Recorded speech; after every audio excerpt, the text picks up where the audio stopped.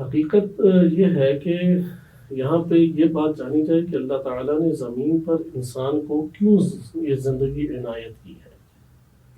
اس لیے قرآن کریم واضح طور پہ یہ بات بیان فرماتا ہے کہ جو اللہ تعالیٰ نے آسمان و زمین کو خلق کیا ہے اس کی بنیادی ترین وجہ کیا ہے؟ لِيَبْلُوَكُمْ أَيُّكُمْ أَحْسَنُ عَمَلًا.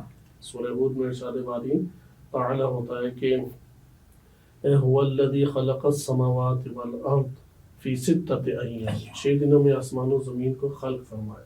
وَكَانَ عَرْشُهُ عَلَى الْمَاءِ. کہ اس کا عرش جو ہے وہ پانی پر تھا، یعنی اللہ کی تدبیر مکمل وہ فرما ہے. کیوں یہ اللہ تعالیٰ نے کیا؟ لِيَبْلُوَكُمْ أَيُّكُمْ أَحْسَنُ عَمَلًا، یعنی مبتلا کرے. اس دنیا کے اندر صرف انسان نہیں، ہر ذرے کا اللہ تعالیٰ نے نظام خلقت یہ رکھا ہے کہ وہ مبتلا ہوگا تو نشو نما پائے گا، مبتلا نہیں ہوگا تو نشو نما رک جائے گی. بالکل. اس لیے اس دنیا میں مصیبتوں، بلاؤں، تلخیوں، اس کو بنیادی مرکزیت دی گئی ہے، اس کو غلبہ دیا گیا، حتیٰ کہ جو نعمت ہے وہ نعمت بھی حتماً مصیبت میں یا تلخی میں یا زحمت میں تبدیل ہوگی. آپ غور و فکر کر کے ایک نعمت بھی نہیں لا سکتے، دنیاوی نعمت مراد ہے، کہ جو زحمت میں تبدیل نہ ہو. لہذا پہلا فلسفہ خلقت کو جاننا ضروری ہے، وإلا روزوں کا فلسفہ ہمارے لیے ممکن ہے جو آیات روایات بیان کر رہی ہیں قابل فہم نہ ہو.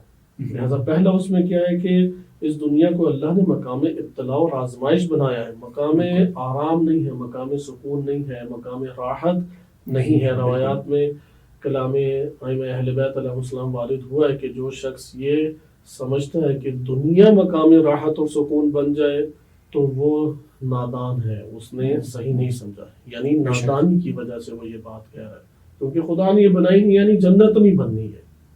اب کوئی اسے جنت دیکھنا چاہتا ہے، سمجھنا چاہتا ہے، تو یہ امام زمان علیہ السلام کی حکومت قائم ہو جائے، اس کے بعد بھی یہ جنت نہیں ہے، بالکل مقام راحت نہیں ہے، پھر بھی مقام ابتدا ہے، پھر بھی مقام آزمائش ہے. بالکل.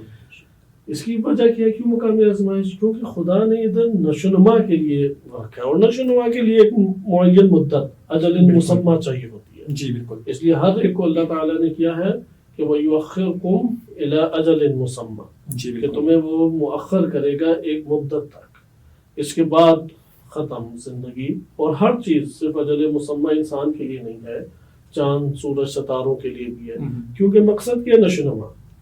اصل ہدف یہ نشوونما کس سے ہوگی؟ ابتلا سے.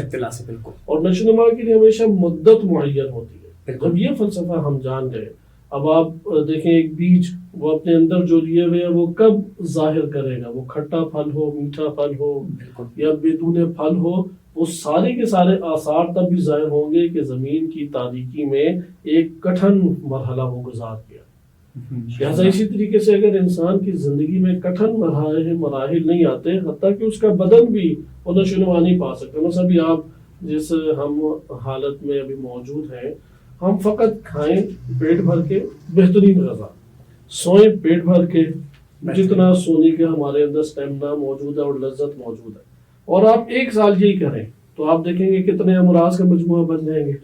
بے شک. آپ کے جسم کی صحت اور جسم کی نشوونما کس پر ہے؟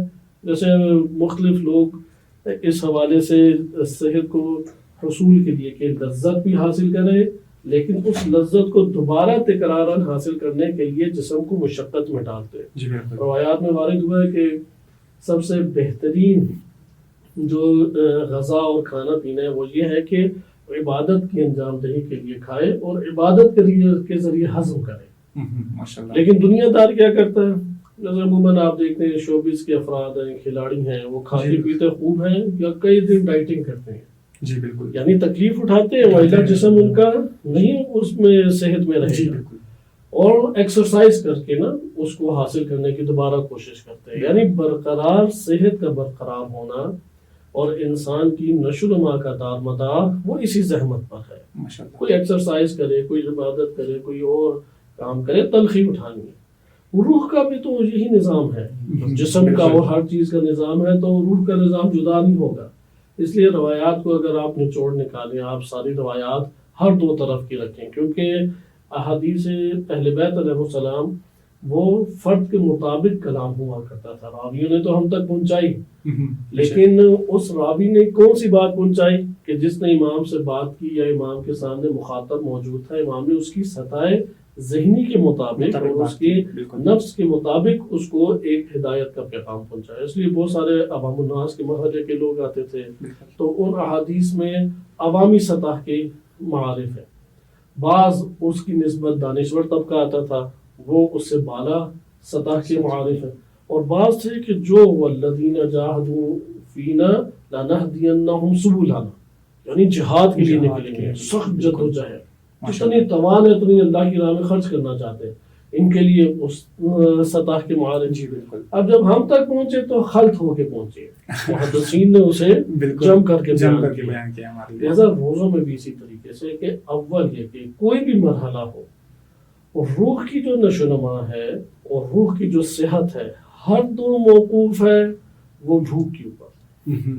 اگر بھوک نہیں ہے تو علم نہیں. العلم فی الجوع. آپ یہ تجربہ خود کر کے دیکھیں اور اس کو آزما کے دیکھیں. پیٹ بھر کے کھائیں، پھر سوچنے کے عمل انجام دینے کی کوشش کریں. چند منٹ سوچیں گے سو جائیں گے، درس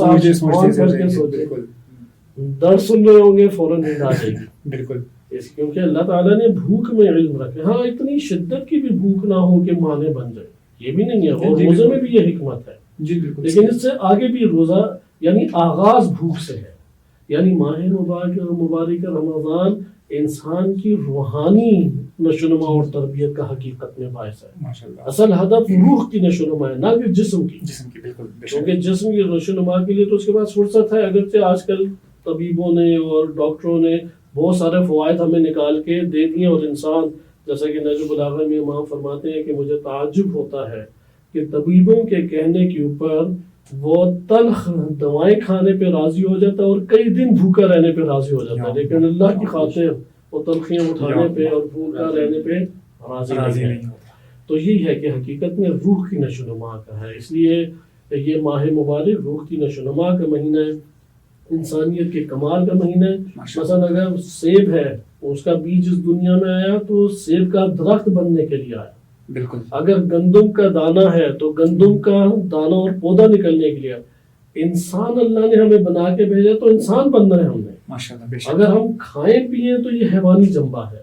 لازم ہے کہ کوئی مہینہ اللہ ہم پہ واجب قرار دے دے کہ جس میں انسان بنے. اور انسان جن چیزوں سے بنتے ہیں وہ یہ چیزیں ہیں کہ آپ ایک فہرست بناتے جائیں. اس کا آغاز بھوک سے ہی ہے کہ بھوک نہیں ہے تو انسانیت وہ نہیں ہوگی. اس لیے روایات میں وارد ہوا، اور اسی روایت پہ میں اس سوال کا جواب بھی اختتام کرتا ہوں کہ جو اس دنیا میں جتنی راحت میں اور جتنا پیٹ بھرا رہا ہوگا، آخرت میں اتنا ہی محروم ہوگا. حتیٰ مومنین کے بارے میں معتبر روایات میں وہ تو نہیں محروم ہے.